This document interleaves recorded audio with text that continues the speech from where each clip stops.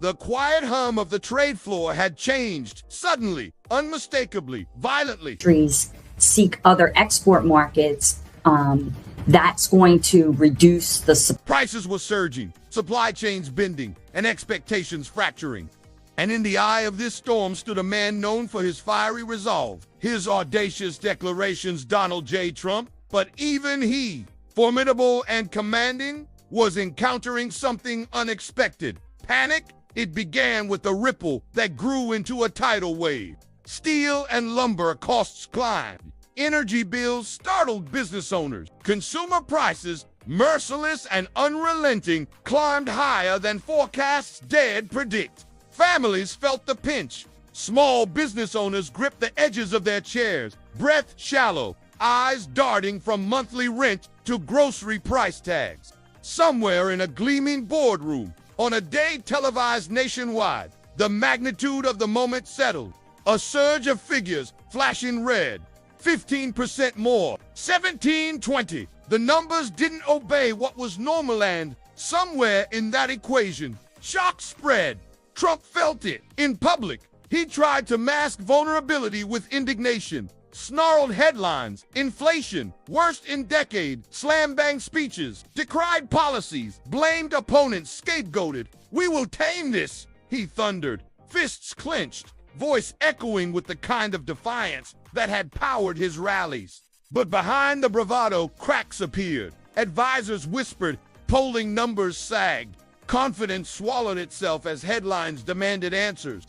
And then came the moment, sharp, unyielding, when Trump, usually quick to seize narrative control, found himself reacting rather than shaping. But that wasn't the only seismic shift. The world watched as Canada, our respectful neighbor, the quiet counterpoint to grand American bravado, began to withdraw. Not with fanfare, not with defiance, with dignity. Effortlessly, trade proposals assembled in Ottawa quietly receded. Canadian officials, measured and polite, signaled a pause. We must protect our own industries. They insisted. We believe in fairness. They didn't point fingers. They raised their borders, erecting subtle economic distance that felt like betrayal in its gentle refusal.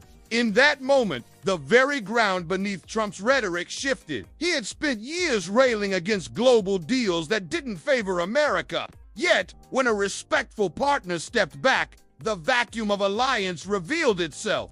He roared on podiums, appealing to patriotism, promising retaliation. Canada is walking away, he fumed. The words hammered screens, stirring fear, pity, outrage. But something more profound stirred within the nation that day, a sense of wounded pride.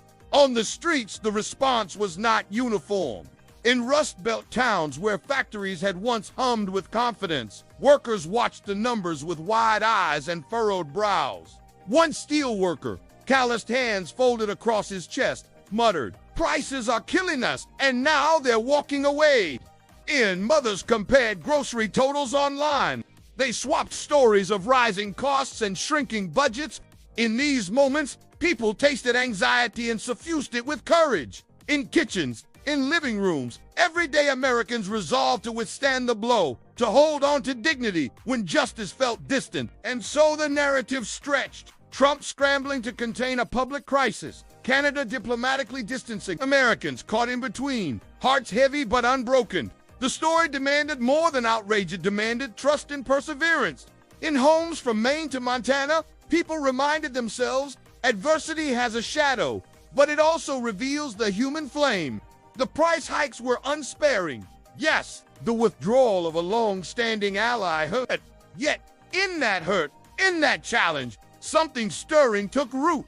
Quiet bravery, a determination not to be defined by panic. Behind the scenes, advisors convened in Washington, strategists debating diplomatic overtures to Canada, emergency economic measures, messaging campaigns to reassure the public. The corridors echoed with both urgency and uncertainty. Trump, for all his bravado, now found himself at a crossroads. Lean into fury or opt for measured leadership. And the world, yes, even Canada, waited to see which path he would choose. In households across the nation, though, the narrative had already moved deeper. Whether taxpayers balancing budgets or teachers holding on to ideals, people felt the surge and responded not simply with fear, but with quiet resolve. And in that, the story found its heartbeat, not in the roar of a single voice, but in the collective will to endure. They would not be casualties of prices, of fractured international ties, or of political spectacle. They were Americans first, dignified and more resolved than any headline could portray. As part one closes, the stage is set, inflation raging, Canada stepping back, Trump facing a test of leadership, one that could render him reactive or courageous. And in the audience, the American people wait, unsettled and hopeful, proud, determined, and ready to demand justice and integrity, whether from their government or from one another. The narrative waits for the next chapter.